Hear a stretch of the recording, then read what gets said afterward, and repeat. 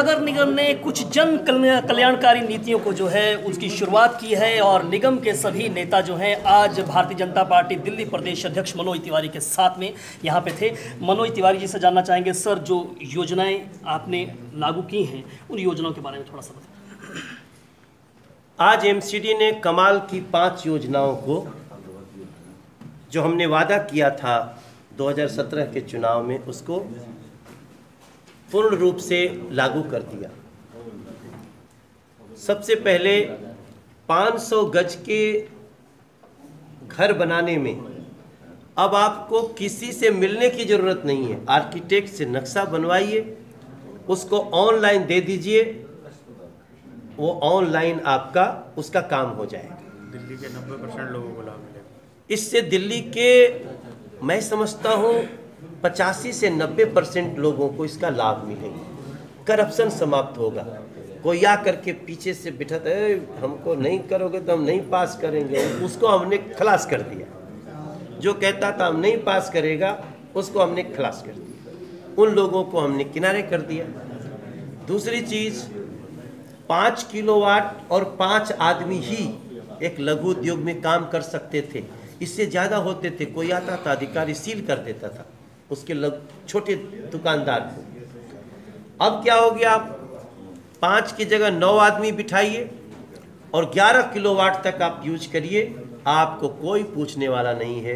उसकी जो खुशियां आज हमने देखी हैं, जो लोग हमें माला पहनाने आए हैं, हम धन्यवाद करते हैं। दिल्ली बहुत दिल वालों की है। उनको 1-2 बार कोई धोखा दे सकता है, 1 बार दे सकता है, 2 बार नहीं। बाकी उनके लिए अगर कुछ करता है तो दिल से खड़े हैं। ऐसे ही ऑनलाइन म्यूटेशन, आयुष्मान योजना एमसीडी के अस्पतालों में लागू, और हाँ, एक सस्ती दवाइयों के लिए जन औषधि केंद्र, वो भी हमारे एमसीडी के अस्पतालों में शुरू हुआ। सर, जन औषधि केंद्र जो स्थापित किए हैं उसमें काफ़ी सस्ती दवाएं जो है मिल रही हैं और भी आपने योजनाएं कई बताई।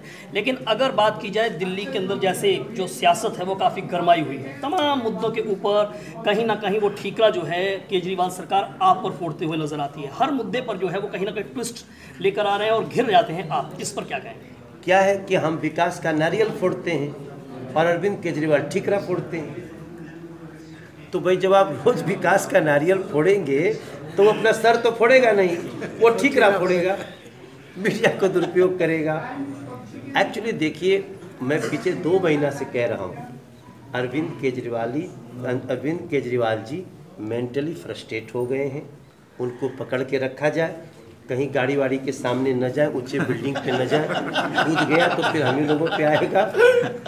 टोटली वो फ्रस्ट्रेट हो चुके हैं। मानने पड़े और हम लोग अपना काम कर रहे हैं। गठबंधन के लिए बड़े वो ललायत नजर आते हैं। वो बोलते हैं कि हमने कई बार कांग्रेस से बात की, राहुल गांधी से बात की, लेकिन जो है वो कांग्रेस जो है वो गठबंधन करने के लिए तैयार ही नहीं। क्या ये सियासत है? असल में वो अरविंद केजरीवाल जी ने सर्वे कराया था और सर्वे में रिजल्ट आया दिल्ली का कि इनको पूरी दिल्ली का केवल 8% ही वोट मिलेगा। मतलब इस प्रकार से इनकी सबकी जमानत जब्त होगी। तब उनको ध्यान आया कि हमको कांग्रेस से गठबंधन करना चाहिए, क्योंकि कांग्रेस इनसे बहुत आगे है। अब क्या है कि भारतीय जनता पार्टी से, उसके अच्छे कार्यों से, नरेंद्र मोदी के राष्ट्रवादी नीतियों से परेशान जब इन लोगों को जनता नकार रही है तो इन लोगों ने गठबंधन का शुरू किया। अब कांग्रेस को तो पता है ये 2019 का गठबंधन नहीं कर रहा है, ये 2020 में कांग्रेस को मारने की कोशिश कर रहा है। सर, एक आखिरी सवाल पूछूंगा। दिल्ली की सियासत से देश की सियासत में चलेंगे। दिल्ली के आप प्रदेश अध्यक्ष हैं भारतीय जनता पार्टी के और केंद्र में जो है आप हैं, क्योंकि सांसद हैं आप। अब बीके हरिप्रसाद का एक बयान आता है कि साहब ये जो है इमरान खान की और जो नरेंद्र मोदी की मैच फिक्सिंग है। ये बयानों का जो स्तर है लगातार जो है वो गिरता जा रहा है। भारतीय सेना के मनोबल पर भी इसका असर होता है। इस सियासत को किस नजरिए से आप देखेंगे और इसका क्या जवाब देंगे? देखिए, 5 वर्षों में देश के हर सेक्टर में, चाहे वो मध्यम वर्गीय लोग हों, 5 लाख रुपया तक इनकम टैक्स फ्री, गांव की औरतें हों, चूल्हे के धुएं से मुक्ति, शौचालय मिल गया, गांव के किसानों को पेंशन शुरू हो गई, हमारे व्यापारियों को एक बड़ी छूट मिलने लगी। जीएसटी शुरू में समझ में भले नहीं आया, लेकिन अब उनको उसका फ़ायदा मिल रहा है।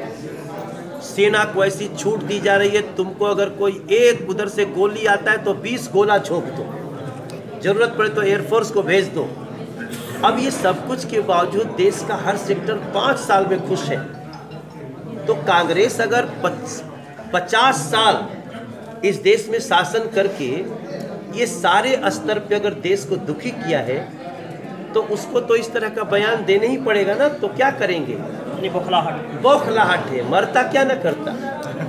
अरे अब देखिए, ये 5 साल और चल लेने दीजिए, जब हम 2022 तक हम देश के हर बेघर को घर दे देंगे। जिसका घर आपका है ना, हाँ, अगर मैं बता रहा हूँ कि जिसका भी घर नहीं हो उसको हम घर दे दें। 2022 तक हमारा ये है।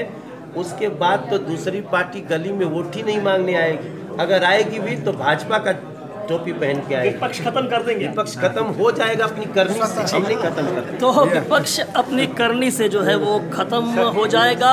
और ये विपक्ष की जो है वो बौखलाहट है, चाहे वो दिल्ली में केजरीवाल की सरकार हो या फिर केंद्र में कांग्रेस जो विपक्ष के रूप में बैठी हुई है। ये कहना है भारतीय जनता पार्टी के प्रदेश अध्यक्ष मनोज तिवारी का। संदीप शर्मा, एनकेएम न्यूज़, दिल्ली।